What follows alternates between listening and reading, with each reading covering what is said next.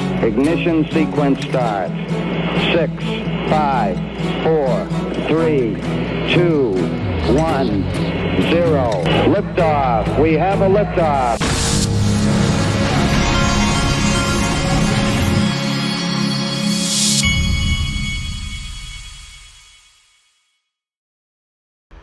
Hey everybody, this is the Digital Asset Investor, and even though Mark Yusko is a total Bitcoin maxi, I do like him and I think he's smart, and I like to listen to some of the things he has to say. Listen to this. In the last week is a mad scramble. Yes. Literally a mad scramble for Bitcoin, because in the first few days, actually first few weeks, every dollar that was coming in that BlackRock and Bitwise and Fidelity and Valkyrie had to buy, GBTC was selling, because they decided to keep their fee really high, because this was actually reasonably smart. I don't like it, but it was reasonably smart. They're like, look, the vast majority of our investors in GBTC, the trust, bought in at much, much lower prices.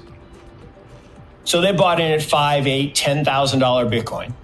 Now we're at 30, 40, 50,000. Yep. If they sell to avoid the high fee to go into one of the low fee products, they're going to pay taxes. Way better if you just pay the 1.5% fee and defer the taxes.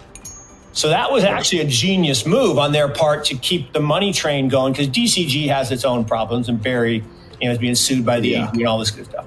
But that wasn't a bad. But the people who had it in a retirement account where taxes don't matter, they're like, I'm out.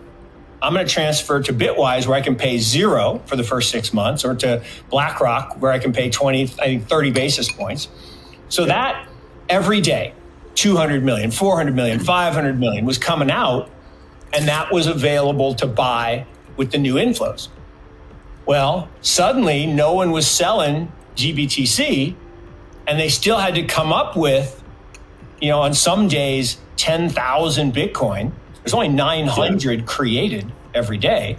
So you had this massive supply-demand imbalance. And the rumor was, yesterday or the day before, that the OTC desks basically were dry. They just didn't have any Bitcoin to sell. Now, he's talking about who the smart ones were. Well, let me tell you who the smart ones are. One of my sponsors, iTrustCapital, that's where I have my 1.5 Bitcoin. I'm one of the smart ones. It's in my IRA there at iTrustCapital.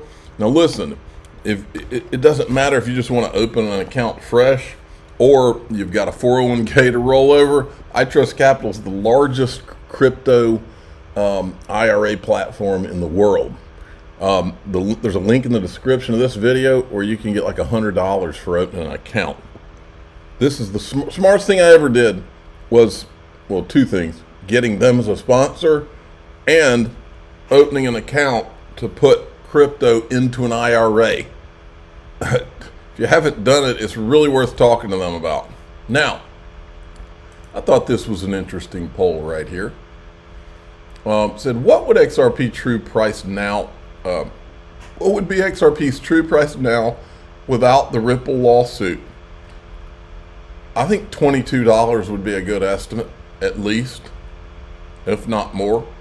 Without all the manipulation, without ETHgate, without all of the shenanigans from shorting to sending pundits out to talk XRP down. This was much more than just a lawsuit. But yeah, without all of that, I'm saying 22 to 50 bucks if I'm guessing. Now, I haven't seen Ron Paul in a while, but he's a libertarian, and I think he's smart and has a lot of good things to say. He's talking about what's coming. Now, he's talking about prepping for the future. I'm not giving you a speech on prepping here, but I do think that he's right that something bad is coming our way. I think part of the reason you and I are in crypto is because we think of it as a way to prepare for what's coming. I think we're reaching this point where some sudden thing is going to happen. I believe in that theory of the black swan. Yes. It's going to pop up. The black swan. It's not going to be controllable. But people, you ask, what can they do? I think the most important thing is understand what's going on. is education.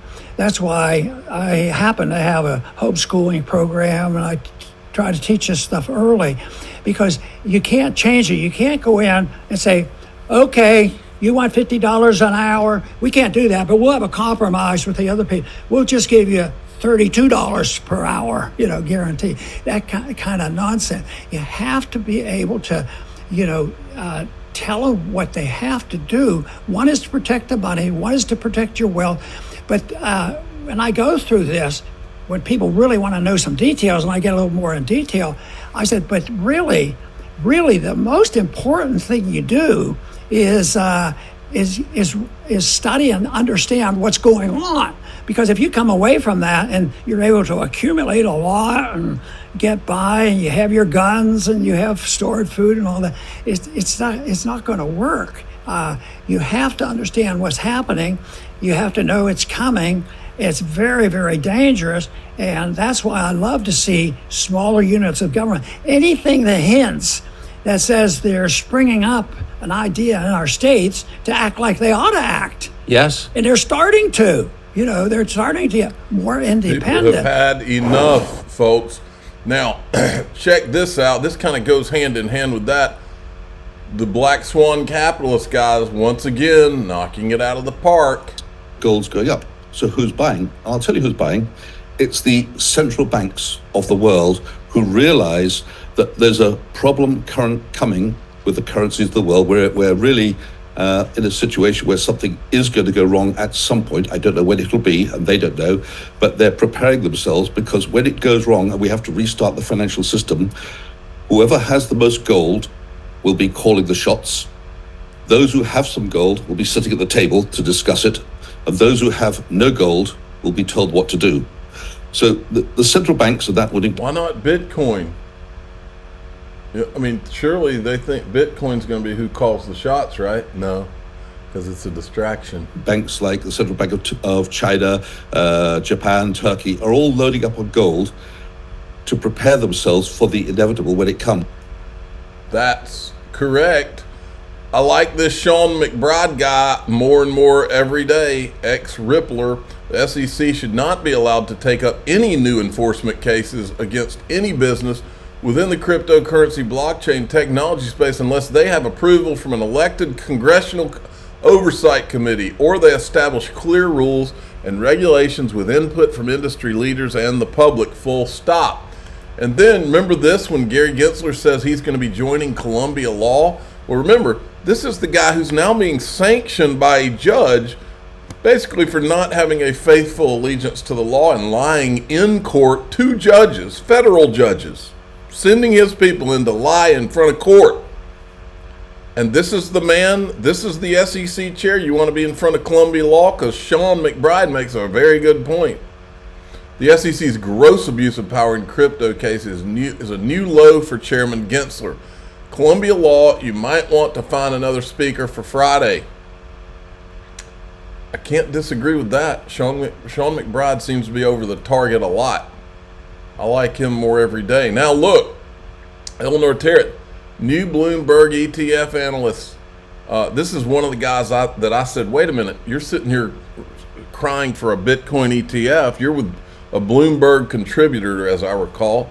You know all about ETHgate. Why aren't you focusing on that and telling your audience the truth? Is there a disclaimer that they need to have? You know a lot of stuff, and he's one of the ones that's going along with it without letting his audience know. Shame.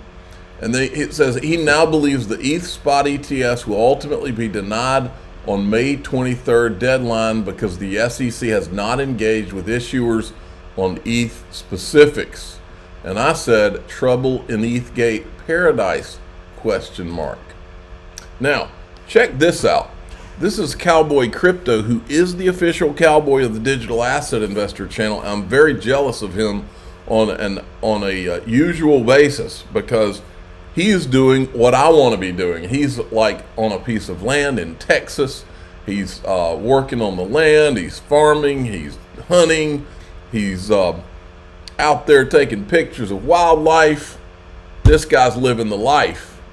I'll be there soon, Cowboy Crypto. Don't you worry. Not necessarily in Texas. I might be doing it here in Georgia.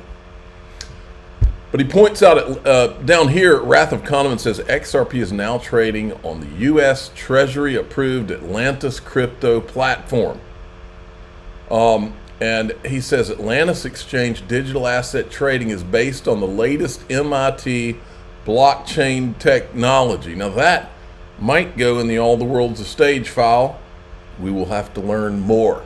Okay, in DAI XRP, we're going to talk about two things. One, who is the deep state? And two, we're going to talk about, you know how they've been all this talk about XRP being a stable coin's been going around. I went back into the archives to find, and I found a couple of more instances where XRP was referenced as being a stable coin. And I think it's important to show those. All right, did I already say it? I'm the digital asset investor. I'm not an investment advisor. This is for entertainment purposes only. Please subscribe, hit the like button, and tell your friends and family. Away we go.